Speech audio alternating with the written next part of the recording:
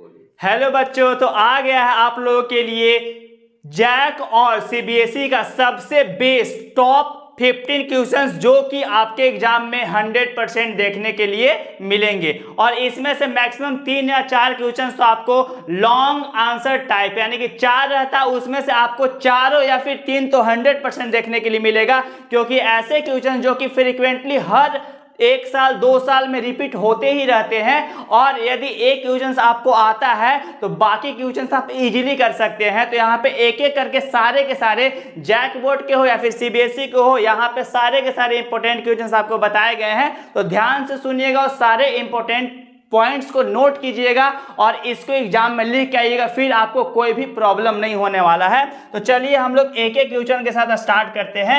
आप स्टार्टिंग में देख रहे होंगे कि फर्स्ट नंबर क्वेश्चन क्या है कि write the features of the tankas built in the house of Bikaner फालोदियन बाड़मेर। यहाँ पे गलत हुआ है, आप लोग ध्यान दीजिए, क्या है बाड़मेर, यानी कि यह राजस्थान के एरिया है जहाँ पे पानी को स्टोर करके रखा जाता था, क्योंकि उस राजस्थान में पानी का बहुत ज़्यादा दिक्कत होता है और ग्राउंड फ्लोर पे मेनली टंकाज बनाए जाते थे, जिससे रूम का टेम्परेचर गर्मी के टाइम पे कंट्रोल रह सके और साथ में वहाँ पे जिसको टैप वाटर का पानी पसंद नहीं आता था उनको पीने में भी मदद मिले। ठीक है, तो चलिए सबसे फर्स्ट पॉइंट जब भी लिखने के लिए आएगा तो आपको सिंपल क्या लिखना है कि the tankas could be as large as the big room, यानी कि जो टंकाज होते थे इतने बड़े बनाए जाते थे कि वो एक बड़े रूम के बराबर हो, क्योंकि जितना बड़ा फ्लोर होता था उतना ही बड़ा टंकाज बनाए जाते थे, जिसकी वजह से ज़्यादा पानी को स्टोर करके रख सके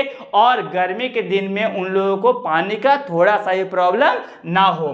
ठीक है, वन हाउस इन फालोदी, यानी कि फालोदी में एक घर था जिसका डीप यानी कि गहरा कितना था 6.1 मीटर और 4.27 मीटर लॉन्ग बनाया गया था, यानी कि इतना ज़्यादा गहरा और इतना ज़्यादा लंबा बनाया गया था जिससे ज़्यादा से ज़्यादा पानी को स्टोर करके रखा जा सके। सेकेंड पॉइंट क्या लिखिएगा, the tankas were parts of the well developed rooftop, यानी कि रूफटॉप का सिंपल मतलब होता है कि जो रेन का पानी रहता है उसको पाइप के द्वारा हम लोग जब स्टोर करते हैं टंकाज में, वही एक रूफटॉप सिस्टम बनाया जाता है। तो रूफटॉप के द्वारा रेन वाटर हार्वेस्टिंग सिस्टम के द्वारा सारे के सारे पानी को उस मेन हाउस का जो कोर्टयार्ड है जहाँ पे पानी को स्टोर किया जाता है टंकाज है, वहाँ पे लेकर के आया जाता था और सारा का सारा पानी स्टोर होता था। एक पॉइंट और ध्यान रखिएगा कि जो फर्स्ट पानी होता था उसका यूज यानी कि उसको स्टोर नहीं किया जाता था, क्योंकि पहला पानी से सिर्फ और सिर्फ जो छत का दीवार होता था उसको साफ करने में यूज किया जाता था।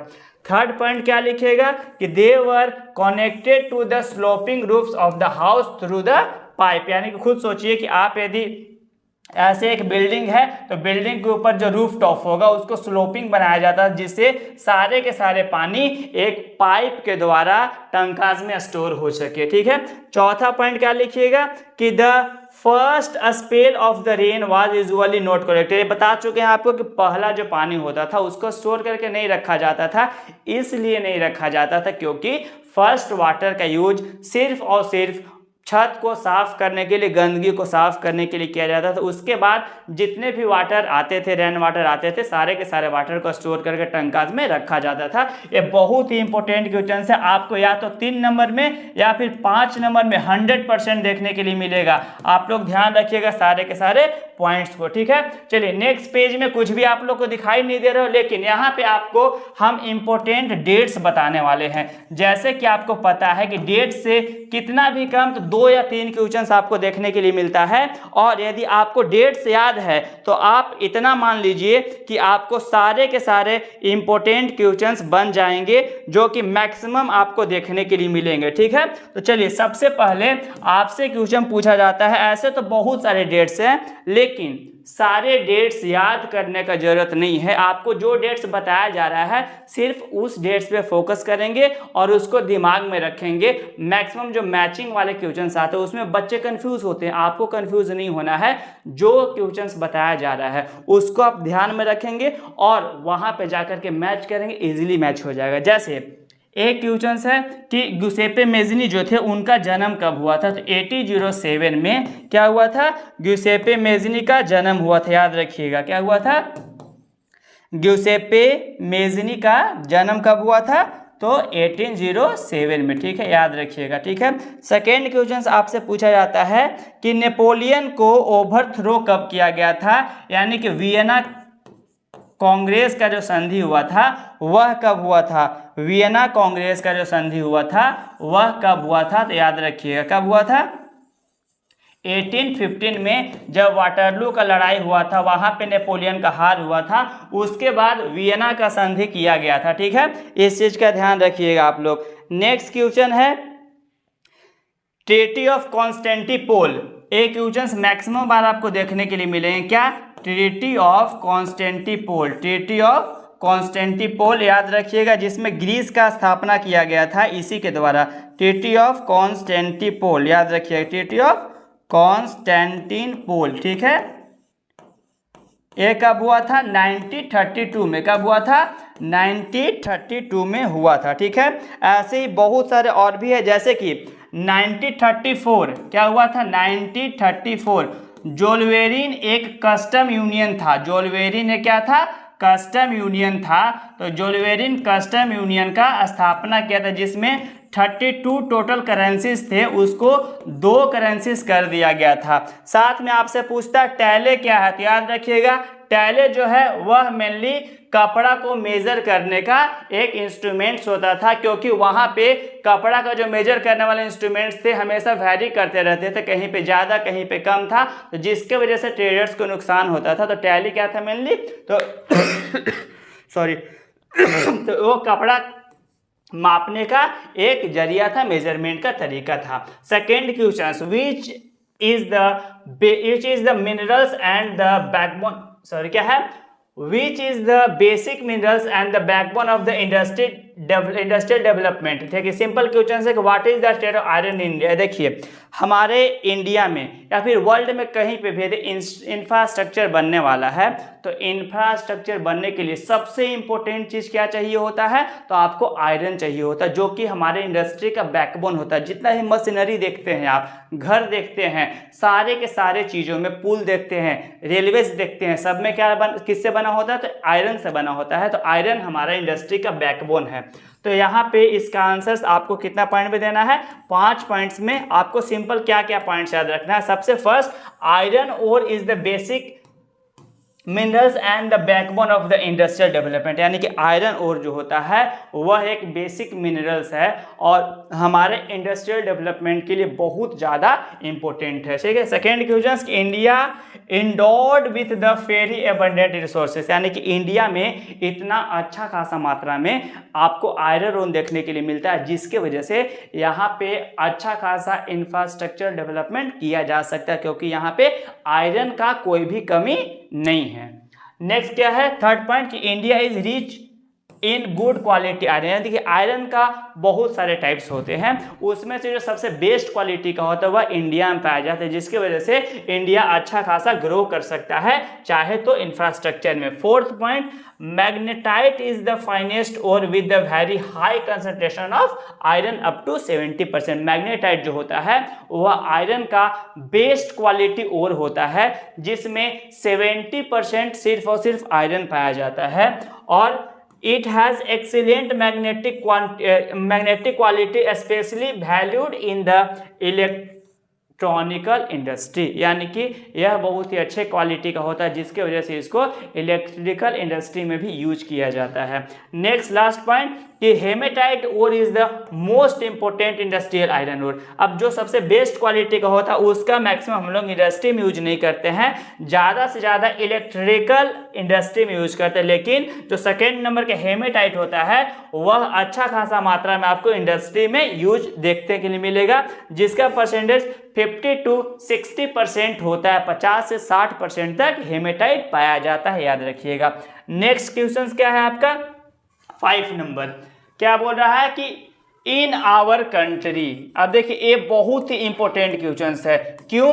क्योंकि महिलाओं के बारे में आपको एक क्वेश्चन देखने के लिए मिलेंगे, या तो इलेक्शन या पार्टिसिपेशन पूछा जाएगा, या फिर आपको पूछा जाएगा कि आखिर महिलाएं इतना ज्यादा डेवलप करने के बाद भी मेन से पीछे क्यों हैं, क्या क्या रीजंस है। आपको 3 नंबर या फिर 5 नंबर में 100% देखने के लिए मिलेगा। तो सिंपल ध्यान रखिएगा आप लोग कि जैसे महिलाओं के बारे में पूछेगा तो 3 चीज का ध्यान रखना। पहला, लिटरेसी रेट।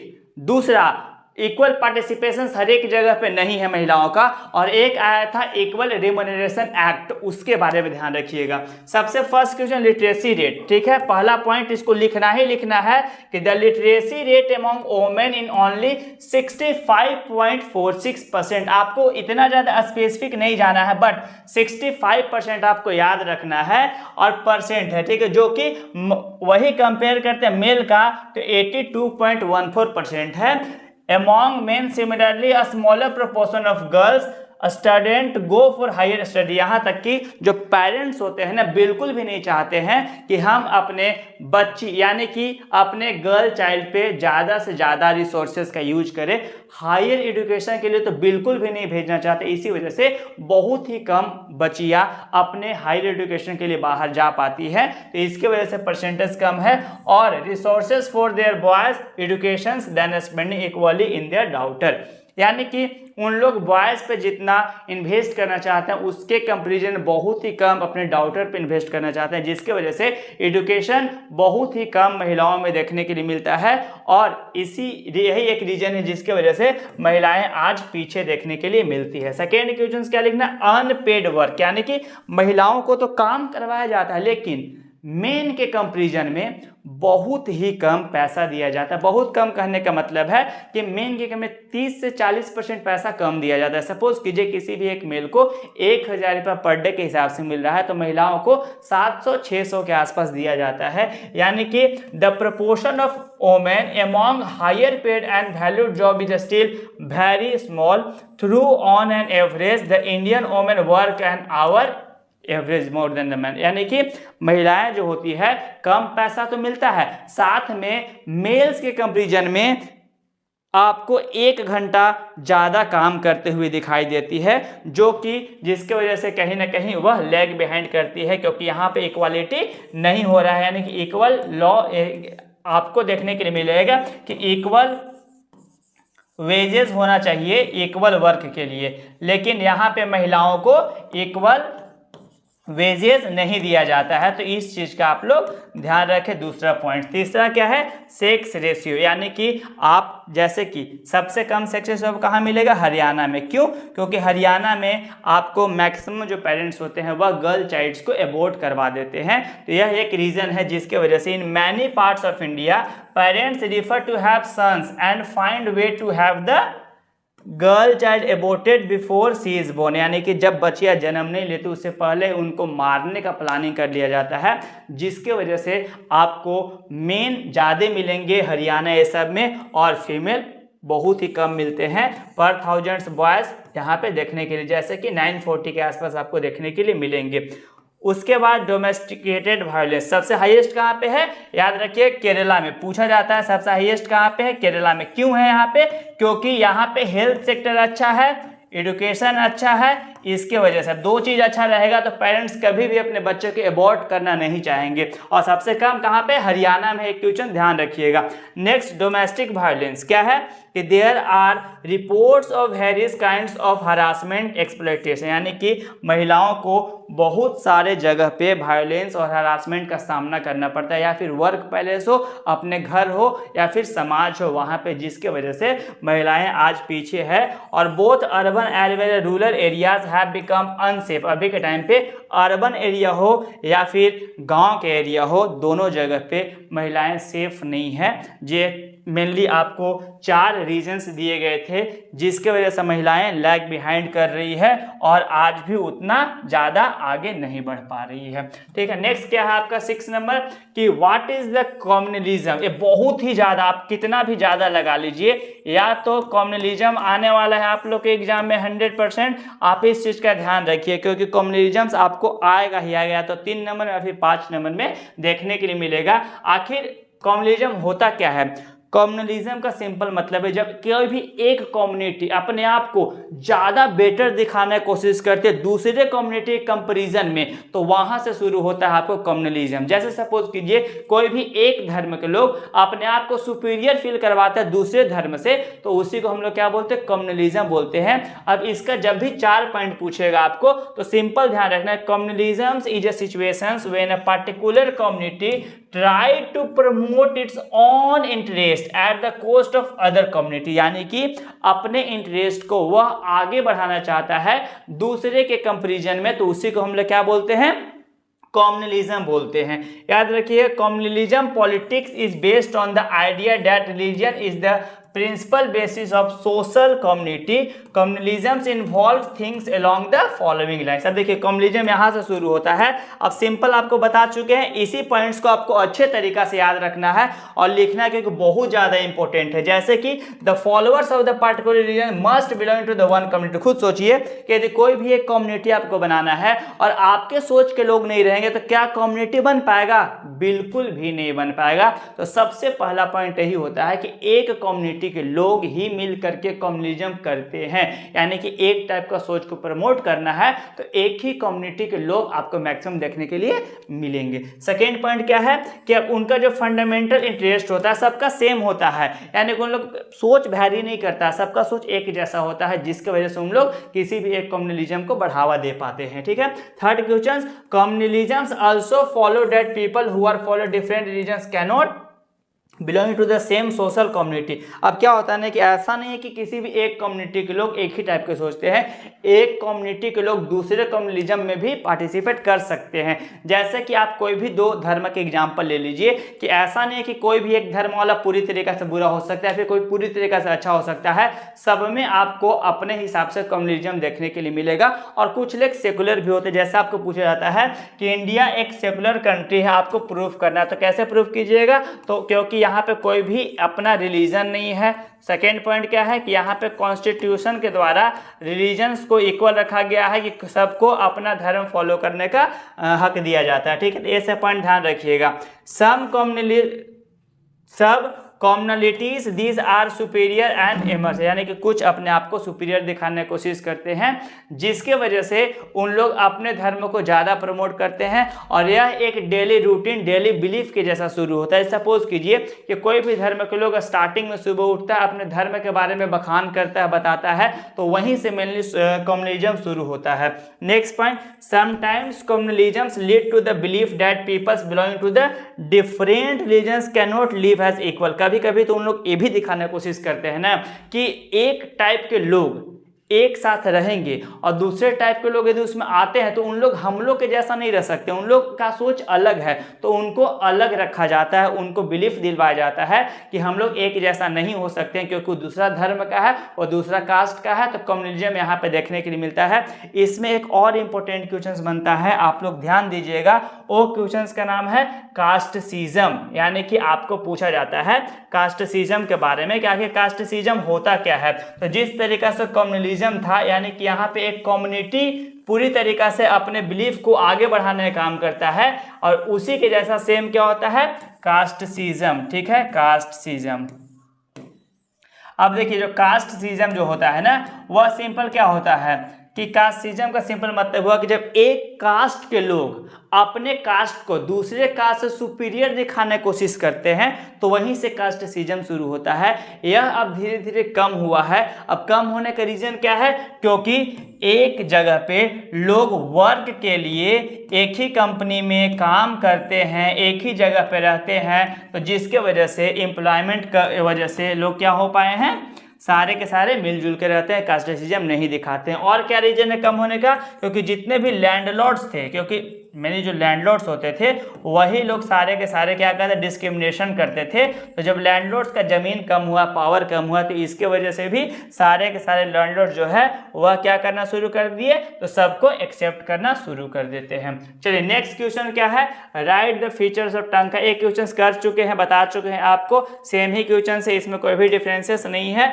और आपको सिंपल एक क्वेश्चन बहुत इंपॉर्टेंट है, ध्यान रखिएगा पूछने का। Various technological and institutional reform. देखिए सरकार के द्वारा बहुत सारे रिफॉर्म्स किए जाते हैं जिससे सारे के सारे फार्मर्स को हेल्प मिल सके। ठीक है, तो यहाँ पे क्या क्या आखिर वेरियस प्रोविजंस अपनाए गए हैं सरकार के द्वारा, जैसे कि which led to the green and white revolution. देखिए ग्रीन रिवोल्यूशन जो था वह मेनली व्हीट और राइस में देखने के लिए मिला था। ठीक है, याद रखिएगा, व्हीट और राइस में देखने के लिए मिला था। और जो व्हाइट रिवोल्यूशन था वह किस में मिला था, तो मिल्क में मिला था। ठीक है, ये दो चीज का ध्यान रखिएगा।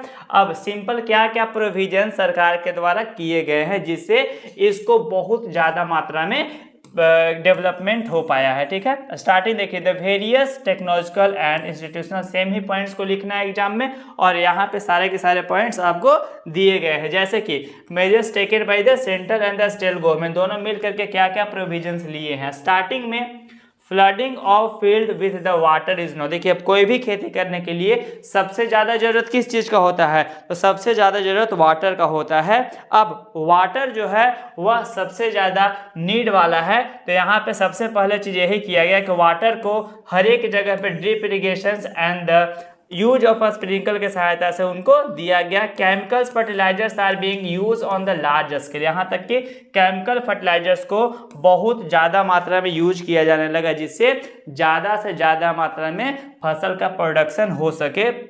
Bio fertilisers are now supplementing them high yielding and early maturing quality seeds, यानी कि पहले क्या होता था ना कि अच्छे क्वालिटी का सीड्स फार्मर्स यूज नहीं कर पाते थे, लेकिन जब से ग्रीन रिवोल्यूशन आया तो अच्छे क्वालिटी का यूज सारे के सारे लोग यूज करना शुरू कर दिए, जिसके वजह से ज़्यादा मात्रा में क्या होने लगा, तो सीड्स ज़्यादा मात्रा में यील्डिंग होने लगा। ठीक है, next, this technological inputs gave birth to the green revolution. साथ में और भी कुछ पॉइंट्स है जैसे कि PAIS। ठीक है, याद रखिएगा, यह क्या था,